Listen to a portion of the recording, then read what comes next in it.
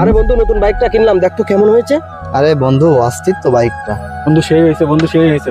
কত নিল বন্ধু? আরে বন্ধু, 2.5 লাখ টাকা নিচে, দেখতে হবে না কে কিনলো বাইকটা। ও সেই সেই অস্থির। আরে আসতে হবে না। কিরে আরুন, তোর কাছে নতুন বাইক দিছি, কার এটা?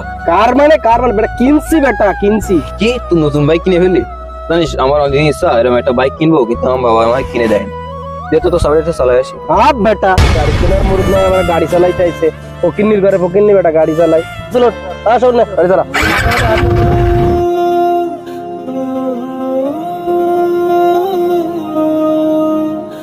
পলাশ পড়ে আছে কেন, দেখি তো কি আছে। কিরে পলাশ, ও জায়গায় পড়েছিলি কেন তুই? আচ্ছা বন্ধু, আল্লাহ সবার সবকিছু দেয়, আমার কিছু দেয় না কেন?